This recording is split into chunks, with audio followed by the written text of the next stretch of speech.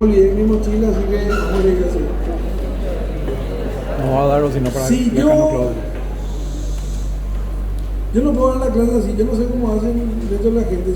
Yo les vuelvo a reiterar, el que se quiere ir se puede ir, acá con nadie está obligado.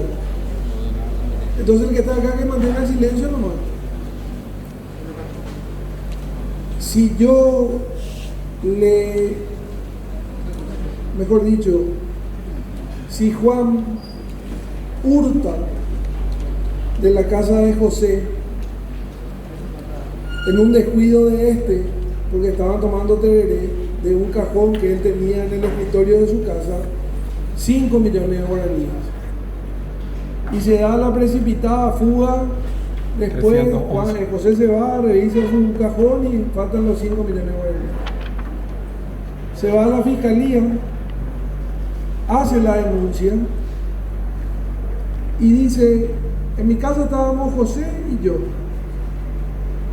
y cuando José se fue me fui bien el cajón y no estaban los 5 millones de guaraníes que tengo que usar para una operación del ojo que me tengo que realizar en estos días. Empieza la investigación y se puede determinar a través de una serie de actos investigativos, allanamientos, testificales, incluso revisión de cámaras, que efectivamente Juan fue el que se apoderó de los 5 millones de guaraníes. Entonces tenemos un hecho de hurto, artículo 161 del Código Penal. La porción de hecho es Juan por haberse apropiado de los 5 millones de guaraníes que estaban en el cajón de José, es punible por el artículo 161 del Código Penal.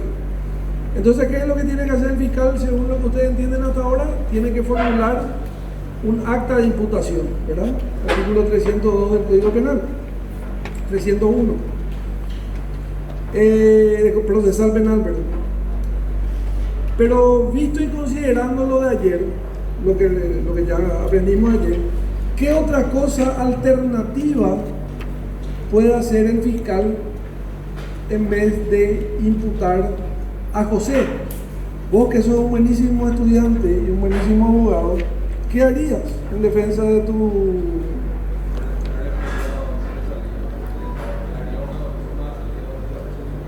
No.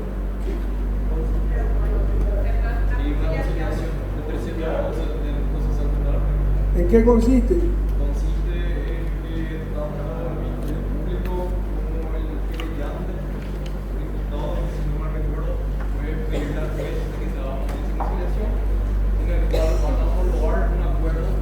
Y en resumen, la conciliación se trata de la reparación del daño. Muy bien. Una de las salidas aplicables en este caso sería la conciliación. Tenemos el artículo 311 que habla de la conciliación cuando hay una reparación del daño material, ¿verdad? ¿Qué se puede hacer ante quién? Ante el Ministerio Público o ante un escribano público, correcto. Una vez que se da la reparación del daño, que decíamos ayer que tiene que ser únicamente proporcional a qué cosa? Al daño causado. O sea que si se va, José dice: yo quiero conciliarte, te quiero reparar el daño, tengo que estar seguro de que le dé los 5 millones de guaraníes. Incluso le puede dar 4, si el otro le dice dame 4, está bien, te doy 4. Pero lo que no puede decir, le decíamos ayer, dame 10, dame 15, dame 20, porque mi operación pasó un día más y tal cosa. El monto. Y dame 6. No, y lo mismo, dame 6, dame 6. Reparación del daño es el daño real, el daño particular, o sea, y por eso dice, o decíamos ayer, vos podés reclamar en otra instancia. Que no se exime el reclamo. Que no se exime el reclamo en otra instancia, que sería la instancia civil por los daños emergentes por el hecho punible, ¿verdad? Pero para que sea la conciliación, ¿qué elemento tiene que ser fundamental en el hecho que yo relaté? Para que se dé la conciliación. No, un acuerdo seguro, siempre tiene que ser un acuerdo. Acuérdense, todas las salidas alternativas al proceso, muy entre comillas, implican un acuerdo. Delito. Consentimiento seguro. Reparación del daño. Tiene que ser un delito. Tiene que ser un delito, eso es fundamental.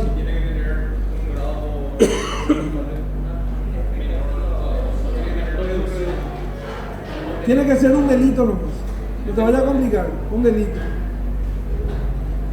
Para otro tipo de figuras sí podemos hablar de un reproche reducido, pero para la conciliación, no.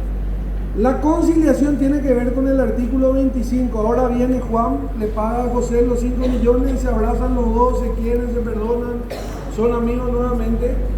Y vos tenés que ir a pedirle al juez que homologue ese acuerdo, ¿verdad? Entonces el juez le va a llamar a Juan, a José y a todos los que sean parte y le va a decir, bueno, acá está este acuerdo, vos firmaste esto, ¿estás de acuerdo? Sí, homologue. ¿Cómo termina eso? Extinción de la acción penal. Lo que se extingue es la acción penal.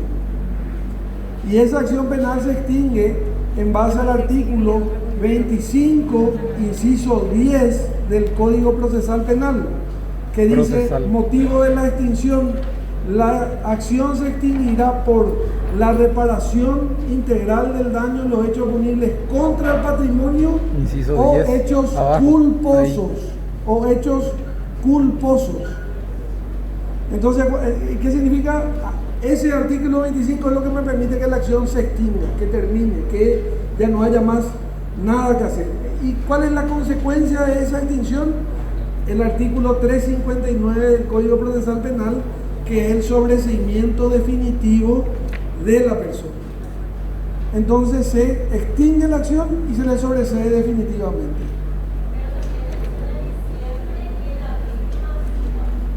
Claro, para que se dé la conciliación, requisito sine qua non, como decía el compañero, tiene que estar la víctima. Yo no puedo hacer una conciliación sin la víctima. Alguien tiene que recibir.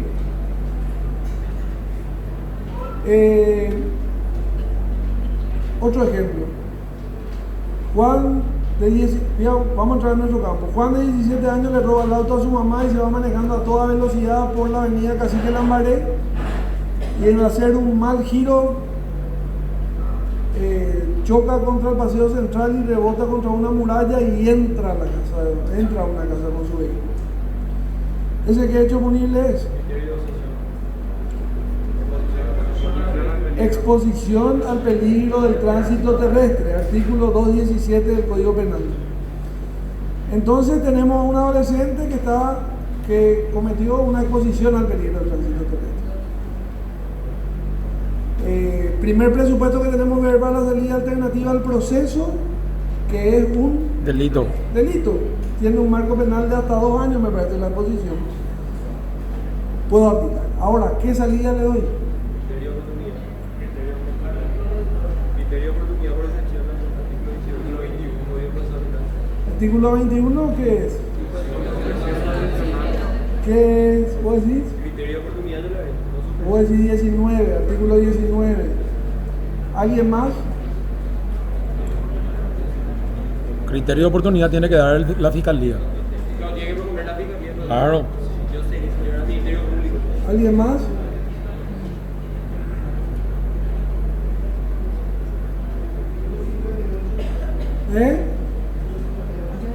Lo escucho. ¿Está bien?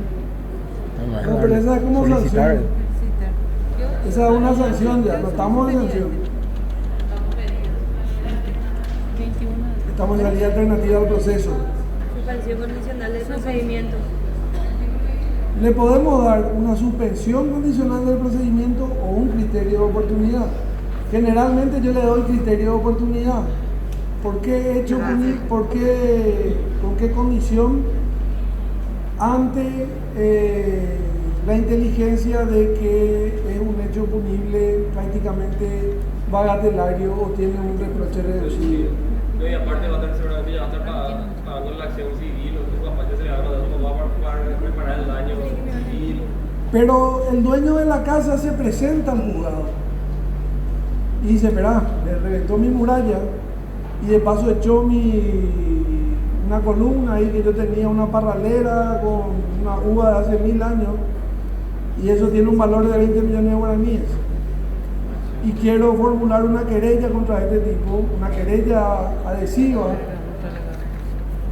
y le querello por exposición al peligro del tránsito terrestre. ¿Qué opinan de eso? Suspensión condicional. Artículo 311, doctor. Conciliación. Suspensión condicional no para que repare el daño. Qué miedo que me diga eso. Porque la conciliación diga. Suspensión condicional y que repare el daño. ¿Qué hay? Pero el querellante le dice, yo no quiero criterio de oportunidad, porque el criterio de oportunidad no es bagatelario para mí, dice el tipo. El tipo dice, yo quiero, vos rompiste mi muralla que cuesta 20, más mi paralela que cuesta otro 20, me debe 40. Y le mató al perro también. También puede ser.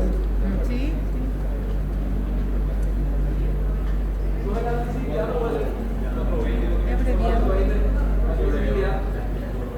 Continúa.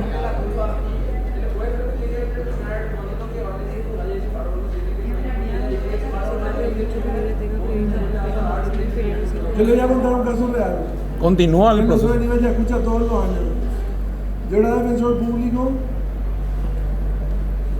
y un tipo estaba estacionado, tenía un Audi A4 modelo 2003 en esa época, del año recién retirado, y venía un tipo pasado de copa en un Fusca a más o menos 100 kilómetros por hora bajando ese viaducto de General Santos. Mierda se hizo. Feliz estaba el tipo, tan feliz que nos dio el Audi nuevito y le reventó al Audi. Entraron a la Le emergencia médica. reventó. Y obviamente se le hizo al autotel y le dio 2.0 de positivo. El tipo no se podía parar, pero literal no se podía parar en el juzgado. No, mayor. Lo mismo es posición al peligro del tránsito terrestre, no importa eso. Y estaba el dueño del Audi que lloraba y gritaba ahí en el juzgado. Me acuerdo bien de eso. Después le encontré y todo en Coyote, en una discoteca de aquella época, y el tipo seguía nervioso. Y el problema era que el tipo estaba loco, y yo le planteo como defensor público al juez una cuestión. La medida alternativa a la prisión, porque era adulto, la medida alternativa. Y el tipo se oponía a la medida alternativa y decía, ¿cómo le van a dar medida alternativa? Este se va a escapar si me da una fortuna, el valor de mi vehículo, yo quiero que me pague. Y el tipo era un software de última categoría. Y el tipo gritaba y me decía, no, ¿cómo le van a soltar? ¿Qué pasa? Yo no era el juez, yo, bueno, el juez estaba desesperado y le da medidas. ¿Por qué le parece? Dos ejemplos que tienen el mismo trasfondo, por eso nomás le cuento esto. No estamos hablando de subvención, no. Yo te hablo del daño al tercero. Porque no tienen forma de resarcir eso, doctor. Que se pueda reparar, o sea, no están condiciones la persona debe poder cubrir eso. Te va adentro, entonces te diría yo. Pero hay una solución más sencilla que ustedes no han estudiado todavía. En penal ya estudiaron, pero no se están acordando nomás.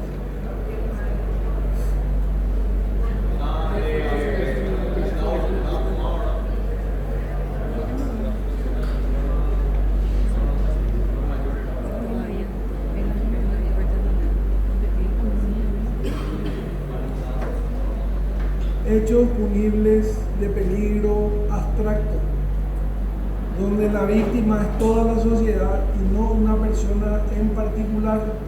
Ahí esa persona es solamente imputable por exposición al peligro del tránsito terrestre. La única alternativa que tiene el tipo, el dueño del auto, es o le hace una querella autónoma por daño o presenta un juicio en lo civil por reparación del daño y todas esas cosas. Pero el Estado no se va a encargar de perseguir a través del Ministerio Público, porque no es un hecho de acción penal pública, es un hecho de acción penal privada. Pasa a instancia de la víctima, pero es sin la participación de la fiscalía. Acción penal privada. Pasa lo mismo con el chico que choca la muralla, rompe la muralla, revienta la muralla, echa lo que sea. él va a ser imputado por exposición al peligro del tránsito terrestre. Y si vos querés que yo te repare el daño, me vas a tener que querellar por daño, o te podías lo civil que a lo mejor me sacas más plata en 10 años, ¿verdad? Pero eso tienen que tener siempre en cuenta. O sea, les cuento nomás ese aditimento para que ustedes más o menos manejen que no es todo penal.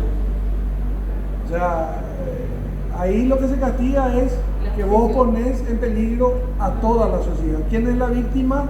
Toda la sociedad. ¿Cómo se llama, profe? Hechos de peligro abstracto. Bueno, eso es tan penal.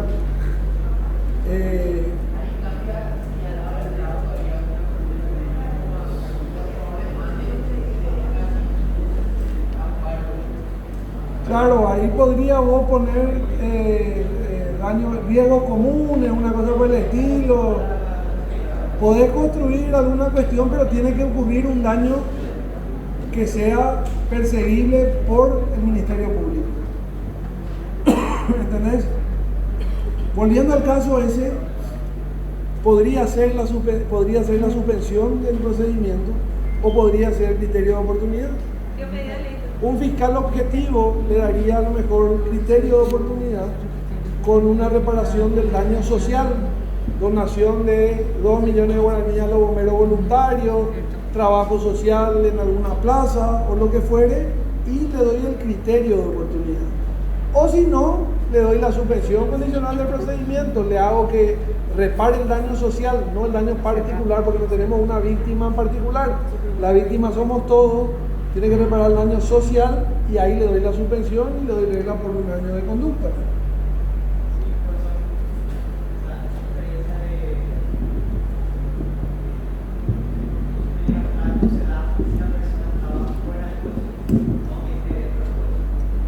Aunque esté dentro del coche, no entiendo la pregunta.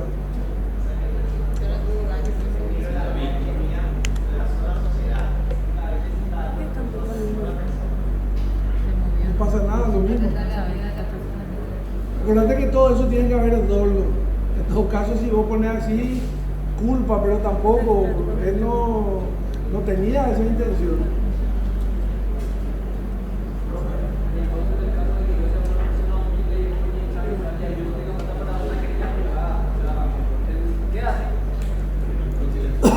Y eso es lo que siempre se discute. Eso es lo que siempre, porque la Constitución lo que garantiza es el derecho a la defensa, pero en cambio no garantiza el acceso integral a lo que vos estás diciendo. Una persona humilde generalmente no tiene los recursos para una querella, porque una querella te cuesta 5 millones de guaraníes.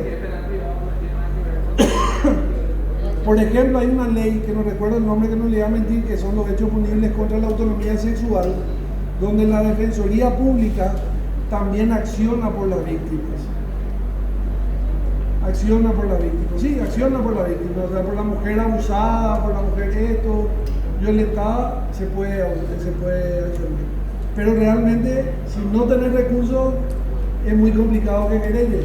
Totalmente de acuerdo. Y sí, una posibilidad, tenés razón. Lo que volviendo al caso anterior, por lo general lo que se hace para presionar Silencio. en tema de daño específicamente es abrir, se aprovechan de la independencia de la instancia y meten una acción por daño, una responsabilidad por daño en lo civil y en lo penal por daño. Pero al final se instrumenta, o sea, si los dos salen positivos, se instrumenta un doble cobro ahí y hay un lucro, ¿verdad? ¿Cómo eso se impide? No, por eso hay algo que se llama la prejudicialidad, que no es el caso que vos estás diciendo. Lo civil siempre se subordina a lo penal. Vos cuando tenés una misma cuestión que se ventila en dos ámbitos, civil y penal, para lo civil y primero se resuelve lo penal, ¿entendés? Nosotros no tenemos la doble vía que tienen los Estados Unidos, caso O.J. Simpson, que a O.J. Simpson se le condenó en lo civil y se le absolvió en lo penal, porque acá eso sería justamente un problema jurídico. Entonces, o sea, ¿cómo vas a tener en lo civil te condené, te saqué todos tus bienes y en lo penal te dijimos no, estás absuelto, vos no le mataste? Y explícame por qué me sacaste entonces mis bienes. Y el tema, por ejemplo, de la acción ejecutiva y estafa en paralelo. Pero justamente vos tenés que plantear las acciones para paralizar la acción civil. Se tiene que poner la excepción. Sí, sí. Algún tipo de recurso tenés que poner para parar el proceso, si no corres la posibilidad de algo que está prohibido en la Constitución y en el Código, que es el doble juzgamiento. Y si sale el doble juzgamiento, puedes plantear la acción inconstitucional. Y yo calculo que sí, claro, claro, tener la vía. Bueno, entonces, esa es la posibilidad que tenemos, la suspensión del criterio. Pero, por ejemplo, Carmen me puede decir, no, yo no le quiero aplicar el criterio de oportunidad a este tipo que robó 3 sillas cable, 4 latitas de cerveza. Yo le quiero aplicar el artículo 234 del CNA y es totalmente aplicable el artículo 234, que es la remisión al criterio de oportunidad. Si me preguntan a mí, es como una doble, es una redundancia, porque si tenés el criterio de oportunidad y tenés otra una remisión al criterio de oportunidad, es medio la misma cosa, Jonathan, ¿entendés? Es la misma cosa, es criterio de oportunidad, remisión al criterio de oportunidad. Pero esa remisión del 234, y le pido que abran su código, tiene una letra ahí aparte que dice: cuando sea posible remitir la causa al criterio de oportunidad o cuando hayan sido ejecutadas medidas educativas. O cuando hayan sido ordenadas y ejecutadas las medidas educativas y pertinentes. Cuando hayan sido ejecutadas medidas educativas. Entonces, ¿qué significa eso? Esa letra O es una conjunción disyuntiva. Es o el criterio de oportunidad o cuando hayan sido, no es que es y que se tiene que dar conjuntamente, o es esto o es esto. Entonces, un abogado vivo, una persona que entiende como ustedes, van a decir: no, vos juez le diste a mi defendido en la etapa preparatoria, cuando empezó el proceso, ¿qué tipo de medidas te voy a dar de favor al empezar el proceso? Educativas. No, cautelares. ¿Cuáles son? Oportunidad. Me diste una medida provisoria. ¿Y cuál es el fin de la medida provisoria? Rendiste la semana pasada nomás, ya no sabes nada. Educación. Excelente. Vos habrás sacado 24, 23. Hijo, 24. Entonces, un abogado me puede decir: no, vos le diste medida provisoria. El fin de la medida provisoria es promover la educación. Y este tipo cumplió muy bien esta medida provisoria, él está educado, él cumplió este fin, y yo te planteo la remisión no por el criterio de oportunidad, sino porque fueron ejecutadas correctamente las medidas educativas que vos me diste durante la etapa preparatoria. Ahora, esa remisión tiene un problema que ustedes tienen que saber. Que si yo te doy la remisión porque digo, este adolescente cumplió bien la medida provisoria que tiene carácter educativo, se fue al colegio, retomó el colegio, es más, ahora ya trabaja, es un ciudadano excelente, le doy la remisión por esa circunstancia y voy a tener un problema. Y ese problema es que ustedes tienen que entender que el código no te dice cómo terminar el proceso. No hay manera de extinguir la acción por esa remisión. ¿Entendés lo que te digo? O sea, yo digo: espectacular todo lo que vos hiciste, sos buenísimo, cumpliste la regla, repito, estás educado, te quiero dar la remisión, pero yo tengo que extinguir la acción y darte el sobrecimiento para que eso se termine. Yo no puedo inventar hacer lugar a la remisión por cumplimiento de la medida educativa y sobreseer definitivamente, porque no hay una forma. Primero tengo que extinguir la acción, y en los presupuestos de la extinción de la acción no figura la remisión. Como la conciliación. Como figura la conciliación, el criterio de oportunidad, la suspensión condicional y todo lo demás. Pero fue un error, evidentemente. 2 errores fueron. Porque fueron... Pero tranquila, mi amiga. Son 2 errores.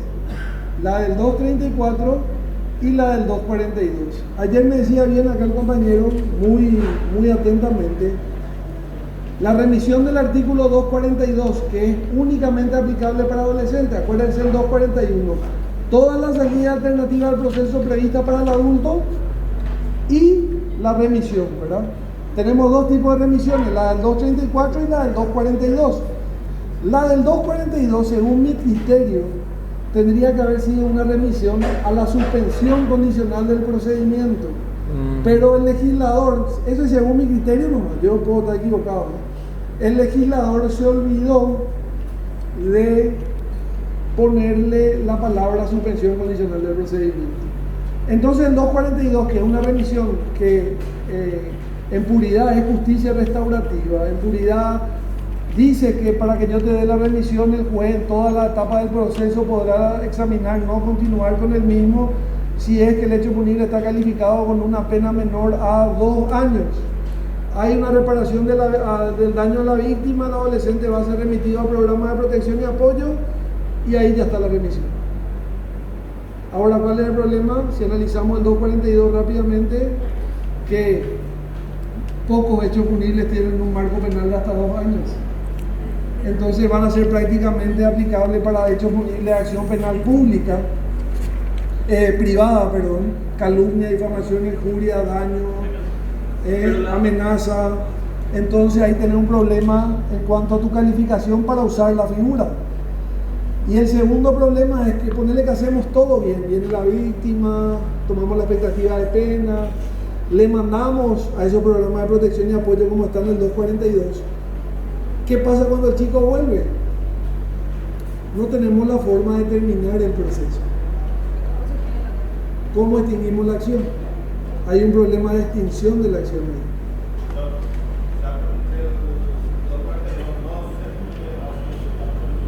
Y claro, porque vos tenés que, una vez que él culmina todo eso que dice el 242, vos le remitís al programa de protección y apoyo y te viene el informe que él cumplió todo. Vos tenés que terminar el proceso, tenés que ponerle un moño. Y si vos te vas a tu 25 del Código Procesal Penal, no te dice extinción por remisión. Entonces, es muy poco utilizada la figura del artículo 242, por no decir es casi nula la utilización de esa figura. Porque una persona súper inteligente me puede decir acá lo lógico, si leen literalmente el artículo, repara el daño, dice tiene que reparar el daño, ¿verdad? Y si yo reparo el daño, yo le voy a pedir una conciliación nomás. Claro.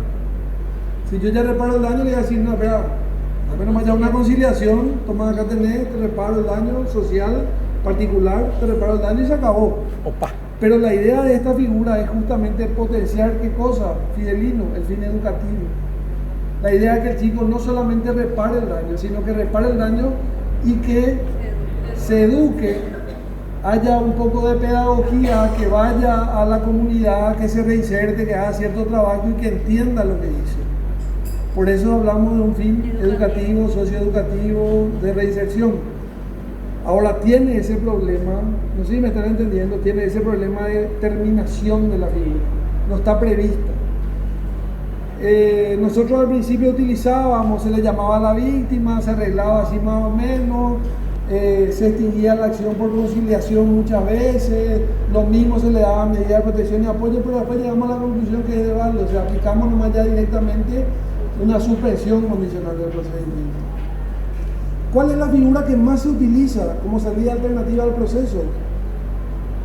La suspensión condicional del procedimiento, porque le vincula al adolescente a ciertas reglas de conducta, le vincula al adolescente a ciertas reglas de conducta, le vincula al adolescente a un asesor a prueba que está en el artículo 219, 220, 221, por ahí el Código de la Niñez, que dice lo asesor a prueba, que es una persona que le tiene que controlar, y si él cumple esas reglas, se extingue el proceso y se acabó. ¿Cuál es la figura que más se utiliza como salida alternativa? La suspensión. Amén del criterio de oportunidad o la remisión al criterio de oportunidad. La regla 11 de la regla de Beijing de 1984 es la que pone de moda la figura de la remisión. Pero ¿qué es lo que significa la remisión? La remisión significa remitir al adolescente fuera del proceso penal. Fuera del proceso penal. El adolescente no tendría que ingresar al proceso penal. Tal es así que si ustedes leen la regla 11, insta a que la policía, como en Nueva Zelanda, porque Nueva Zelanda es así, o la fiscalía, use la figura de la remisión. O sea, le agarran al chico que robó el pan y dicen, no vamos a judicializar esto, vamos a remitirle nomás a programas comunitarios. Entonces ya no entra al sistema. Esa es la idea, y esa es la desjudicialización pura, esa es la idea de la remisión, es remitirle fuera del sistema penal. Esa es la idea central de esta figura, sin participación jurisdiccional. Entonces, ¿qué significa? A lo que alguien me decía ayer, el policía que interviene tiene que estar súper especializado en penal juvenil y tiene que saber súper bien que a este chico le falta alfabetización, que si robó carne es porque hay un problema de comida en su casa, entonces hay que acompañarle con los servicios sociales, hay que acompañarle con los servicios comunitarios, hay que darle educación y se soluciona el pleito sin ingresar al sistema judicial.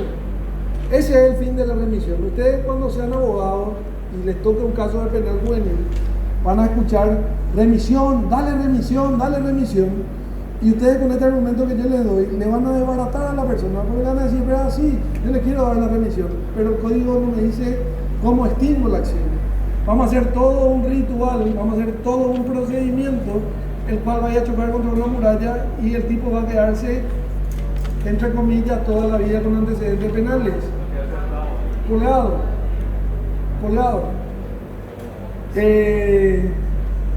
Yo la primera vez, cuando yo era juez hace años, cuando entré recién, me había tocado un adolescente sin madurez psicosocial y decía claramente que tenía una edad mental de 9 años y se hizo una junta médica y el psicólogo, el otro psicólogo, no había duda, ¿verdad?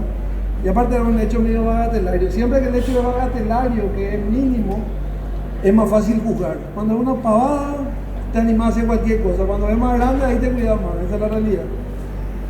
Entonces, me viene el informe, no tiene madurez psicosocial, y yo dije, no tiene madurez psicosocial, no tiene responsabilidad penal, acá este tipo no tiene que hacer nada, ordénese la desvinculación de fulanito de tal del proceso penal.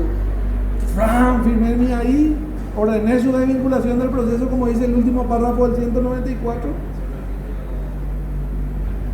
y después me llamaron de estadística a los 4 o 5 días y me dijeron, doctor, explíqueme a dónde dice la figura esta de la desvinculación, porque en ningún código penal en ningún código procesal una causa se cierra con desvinculación.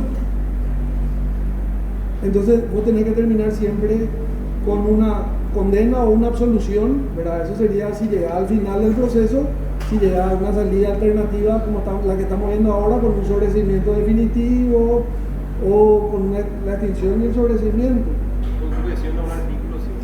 Siempre con un sobreseimiento definitivo, porque el hecho punible no existió, porque la persona no tenía la capacidad para, claro, la responsabilidad penal. Por eso les digo, siempre tienen que ver la salida que van a plantear, y esa salida tiene consecuencias. En la mayoría de lo que estamos viendo ahora es la extinción de la acción y el sobreseimiento.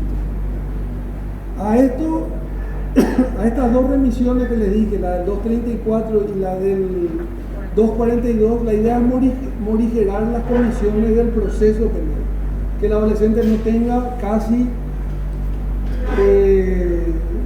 acercamiento al proceso penal, que sea lo más alejado del proceso. Ahora vemos que tienen problemas procesales ambas figuras, ¿verdad? Pero eso no impide que ustedes construyan lógicamente de repente alguna forma de aplicarlo, ¿verdad? O sea, eso ya es otra cuestión.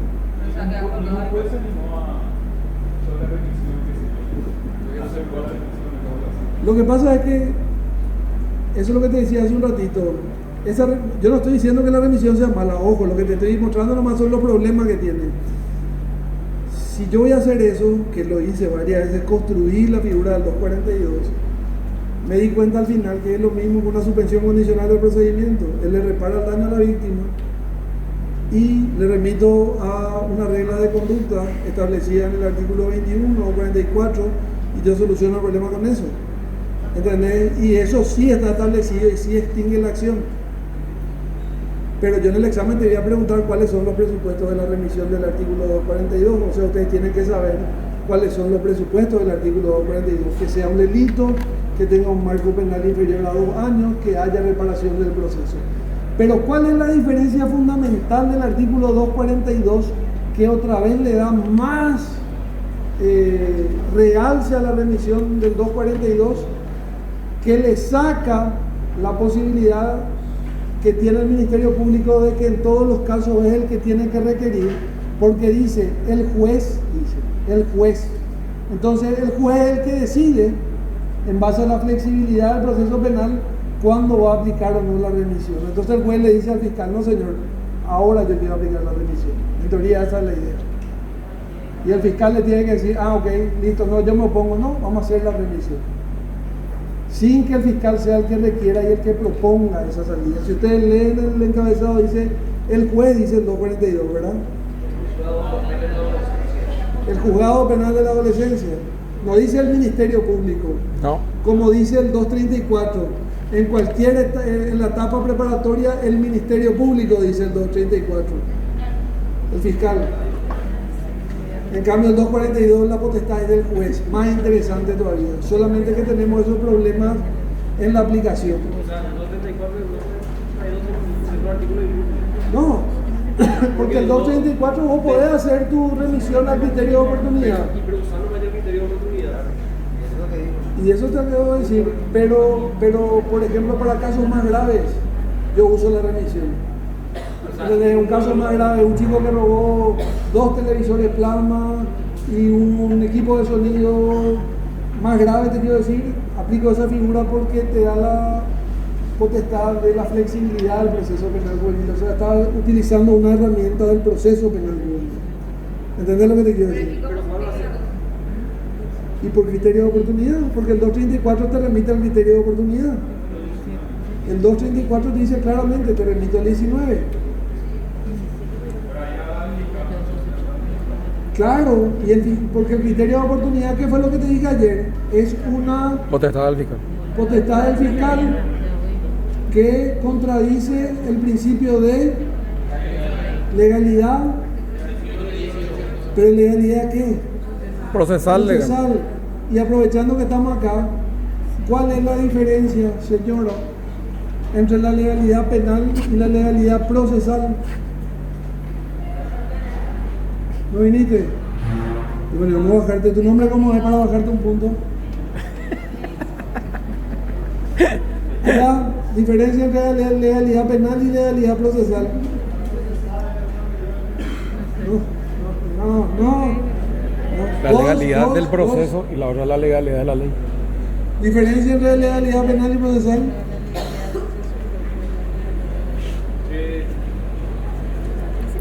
Ahí está. Diferencia entre legalidad penal y procesal. Esa es legalidad procesal. ¿Y legalidad penal? Acá, mira, el artículo 2 por aquí. 2, 1, 2.